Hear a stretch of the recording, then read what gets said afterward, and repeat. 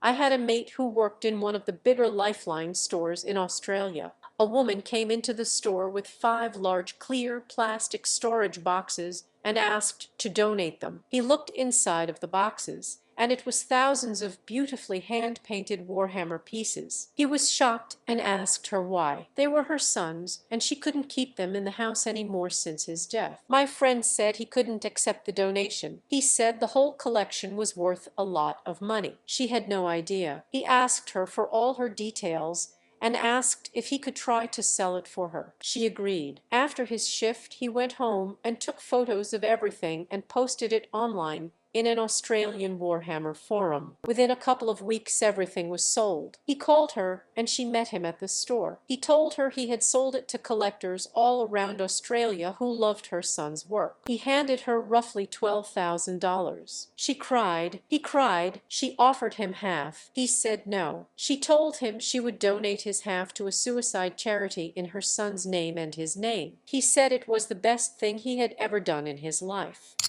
Didn't work there, but was about Viveo, and my mom brought me and my siblings with her to Goodwill. She raised us alone, didn't have a lot of money. This was essentially a school clothes trip. She was just trying to get in and get out. We had strict rules not to ask for a toy, or frankly just don't ask for anything. This is a necessity trip only notionally that lasted long enough for us to walk through the automatic doors. My brother went one way, my sister another, and I headed straight for an enormous basket of wallets. I had made up my mind that I needed a wallet, and the only place I could beg with any hope to get one was second-hand. I picked up one, didn't like the pockets. Picked up another, wasn't a fan of zippers. I hated the sound of Velcro, so that eliminated many options in the basket. Eventually, I brought my carefully scrutinized selection to Mom, who was already overwhelmed by my siblings' finds that she only told me no a few times before she relented. It cost her $2 while loaded our sacks of clothes and my precious new wallet into our van and started for home. I remember going through all of the pockets like I was performing a dissection, picturing what I could put here and what was supposed to go there. At some point, I found a slot that was inside of a pocket that was stiff, as if it was never used often. I poked at it enough to separate the fabric and found a bill inside, intricately folded into a tiny square. Before I even realized exactly what it was, I had ripped it out and held it out over the middle seat in the van, waving frantically and practically bouncing in my seat. "Mom, look, my wallet has money." It was for $20 bills, total of $80. I'll never forget the stunned yell and absolutely magical, gleeful laugh my mom let out. My siblings and I joined in, and we didn't stop smiling and talking about it the whole way home. That $80 wasn't much at all, but it was everything for us on that day, and let me keep it $20. I couldn't even tell you what I spent it on, but I still remember how that wallet smelled. Co-worker found a live hand grenade bomb squad was called bear careful when you donate grandpisty people. Box 360 when they were new with games. Guy said his son got in a lot of trouble, so he just gave it away. A briefcase of like 30 fake plastic model flip phones, like you would see in a Verizon store back in the day. Used syringe in a fake Coach bag. This is just from a 40-hour stint. A sword used by a Japanese officer in Wee Wee. A suitcase full of adult toys. A coin collection worth nearly $2,000 accidental in a cupboard that was donated. A photo album of someone's wedding was donated amongst the belongings of the pastor that married the couple after he passed. The bride happened to be someone I went to school with. I tend to sort books at my store, so have found a few odd things in there. Cash as bookmarks, about $150. A book with carved pages to conceal some jewels and gemstones. A few first edition books on agriculture from the 1800s. Lots of handwritten recipes, personal letters, and my favorite, a letter sent in the last mail delivery from Hong Kong before the British returned it to China, affixed with every stamp available at the time, and mint versions of each of these stamps enclosed. I worked for a nonprofit for seniors that had a charity shop in it. People often just dropped off boxes of stuff they found in their parents' attic. One box had a bunch of letters. Some of them were from Wee Wee, when the man was stationed at Camp Carson in Colorado, and one of them must have been something they were keeping from an older generation. It was a 1914 letter proposing marriage. It was so romantic. He fell in love with her when they went ice skating together. He included an advertisement for some houses they could buy. They were really nice houses, selling for about $1,500. Great big plastic shopping bag full of cooked spaghetti. No sauce. Probably like 5 a corso. So, I worked for a charity. We picked up old clothes, etc., and sold them in bulk to a thrift chain when we unloaded the truck. It was common to toss the store employees the bags, and they would catch them before stacking them on racks. Well, one time, some idiot put a big chef's knife in a bag of clothes. The store employee caught the garbage bag of clothes, wrapped his arms around it as he caught it, and proceeded to stab himself in the arm after that. The policies were changed. We had to put the bags at the edge of the truck for them to take off because our insurance didn't cover us off the truck, and theirs didn't cover them in it. I used to sweep the parking lot of a Goodwill, and they would toss very interesting stuff in the dumpster. Hundreds of books, like really expensive ones. Leather-bound sets of classical works from the 1920s. Early prints of sci-fi novels. I found a nice collectible copy of Dune recently. Family Bibles stacked thick with memories. Food dehydrators. Paintings. Collectible sports memorabilia. Super valuable vintage tools and fixtures. Most of it is just stuff that nobody bothered checking the value on before chucking it out, and it's really sad. I found a destroyed collection of old Spalding baseball bats, the oldest being from the 30s. They were left in the dumpster in standing water for days at least. It's sad to see things like that go, maybe because at one point someone loved them very much, and someone else decided that all the care it took to collect these treasures was a waste. Love letters between two people from the late 1800s, multiple suicide letters, and one suicide tape, and many diaries. One diary specifically was written by a gay man going to med school in the 70s in San Fran. It spans 10 years and has a first-person account of his feelings the day Harvey Milk was assassinated. I posted this right before I fell asleep last night and woke up to tons of messages. I used to process donations at this thrift store, so I was seeing everything first. A lot of times when people die, their family members will drop everything off, so we have to sort through and figure out what we can and cannot sell. Personal things like letters and diaries can't be sold, but at the same time, they seem so special it's hard to throw them away. When I quit that job, I took a giant box of all this personal memorabilia with me and had a bonfire where I read every single letter not yet read and then burned them. I burned everything except the diary, letters, and suicide tape I mentioned. I have those all sitting in a drawer in my closet. I still sit down and read them so mystification. The suicide tape was so disturbing I actually separated the tape from the tape recorder so I couldn't easily play it anymore. It was an hour-long recording of a father saying goodbye to his 3 sons. I wonder how that tape even got donated in the first place. Like, was it an accident? Did the son it was given to die as well, and then whoever was donating didn't know what it was? Or did he never actually commit suicide, and over the years he forgot about it, leaving it to get mixed in with his other stuff that eventually got donated?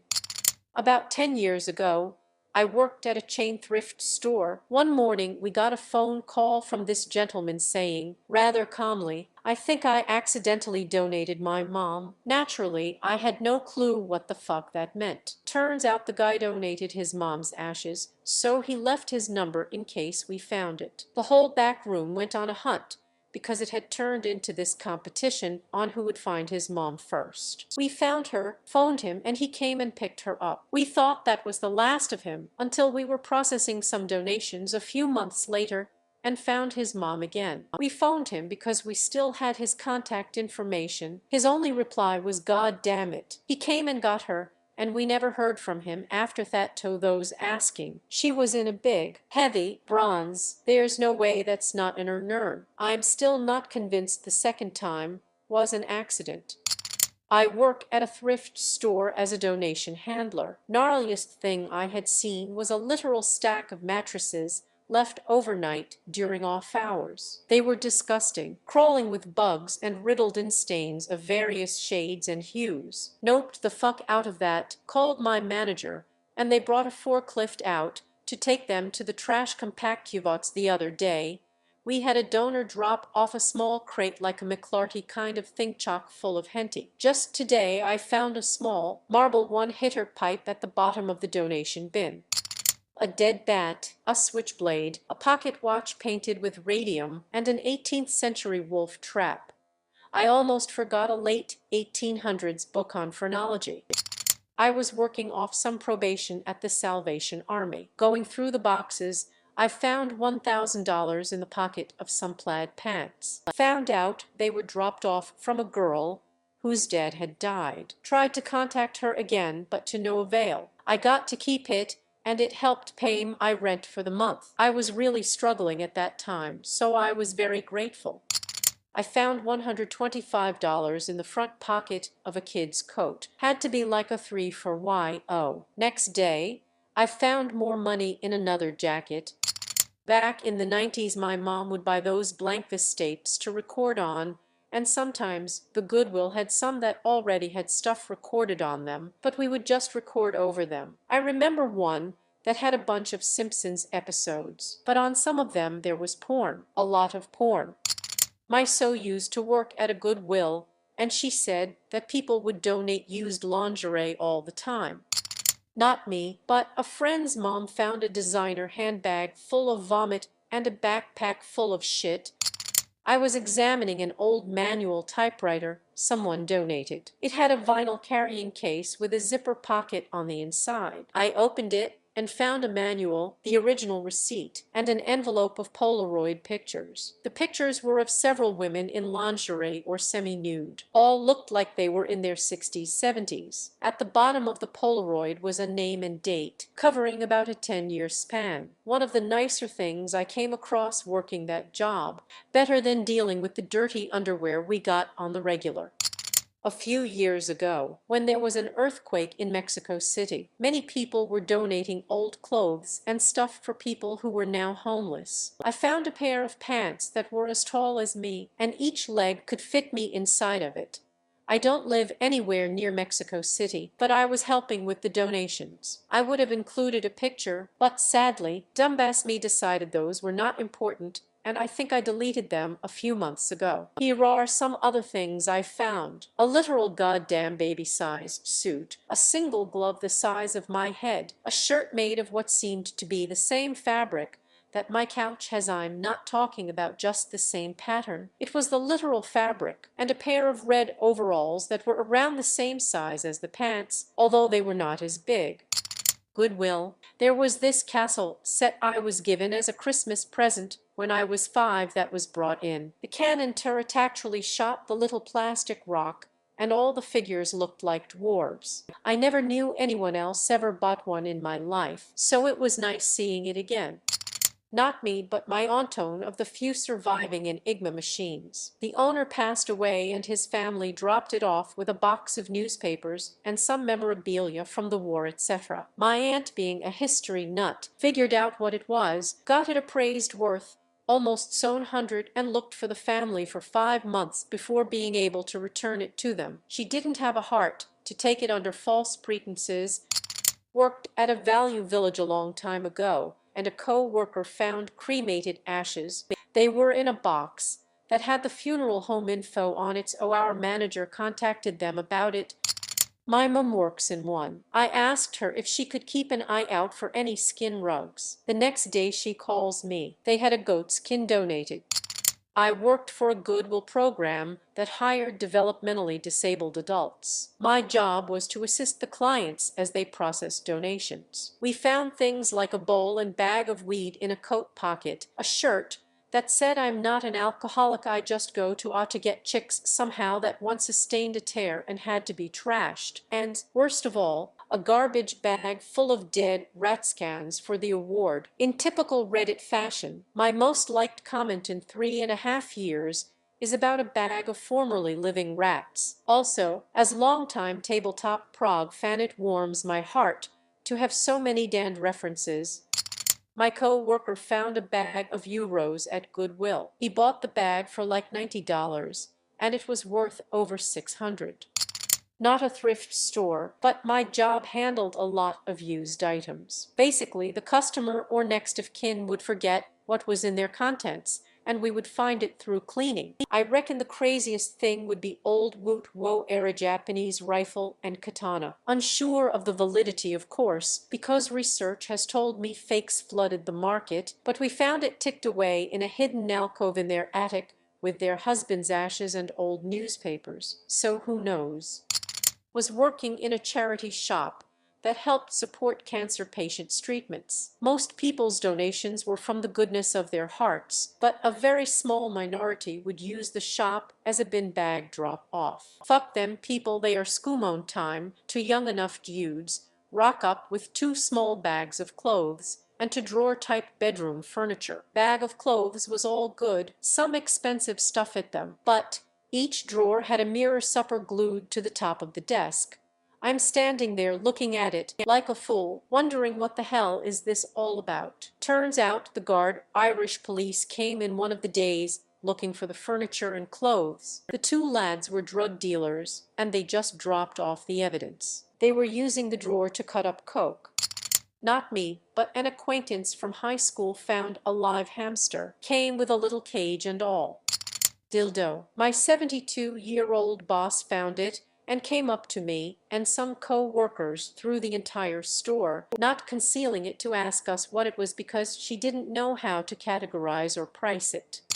Not me, but my friend worked at Goodwill and he had to clean a dressing room up after a guy went in there with a bunch of ladies' underwear. The guy had smeared shit and jizz all over the walls. A word. Vintage Mickey Mouse gas mask from the Second World War. We were not far from an antiques dealer, and I later saw that mask in pride of place, center of the antique shop window. So why, out of all the stupid things people unbox on YouTube, why isn't there Goodwill donations unboxing? I would rather see a confused employee talk about his latest haul of dildos, bats, samurai swords, and fluids. I do not work at a Goodwill, but I found the DD-214 discharge papers of a World War I veteran at a thrift store, along with original family photos, documents, and letters. I was very upset, having recently handled so much paperwork around the death of my grandfather. I knew exactly what I was looking at when I saw the DD-214. I bought all the documents I could put my hands on and started Googling the man's name. I tracked down his adult daughter, who owned a small business with her husband. I found the email address of the small business and sent her what must have been an alarming email, although I was as cordial as I possibly could be. She got back to me almost immediately. It turned out he had remarried after the marriage to her mother ended. His new wife and her 2 sons pretty much took over the man's life, and the daughter saw very little of her father. At the end of his life, they took charge of all of his possessions and cleared out his house, without having told her anything, even though the second wife had died and the 2 sons were not technically blood. She was very angered and upset by this at the time, understandably.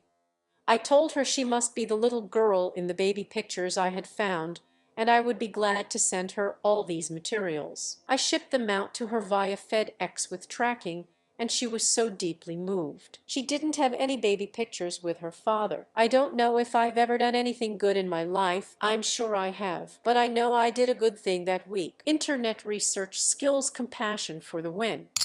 A fox fur stole with real fur, shaped like the fox still, but with glass eyes. Nearly gave me a heart attack, lying there, looking at me. Oh, I got this one. I worked in fundraising for a nonprofit that used to run a thrift store. Despite the fact that the store had been closed for years when I came on staff, people still regularly dumped shit outside our door on weekends. And there was an entire terrifying garage of leftover merchandise I spent 5 years, yes, years, slowly sorting through and figuring out how to get rid of. My donation wall of shame included 1. An open box of female condoms, 2 missing, 1 opened WODA. An artificial lower leg that someone's dog had gotten a hold of and chewed most of the foot off. 3. A mattress that someone had either given birth on or something horrible had happened to them, a weekend dump job. Beware, we called the cops juke for numerous bags of donated clothing where the top few layers were great and the rest were dirty, stinky, ragged, permanently stained, or otherwise uniguessibifiable. 500 Yep plastic Kleenex box holders that a big box home store that shares initials with the Better Business Bureau had given as part of a bulk donation deal. People are gross.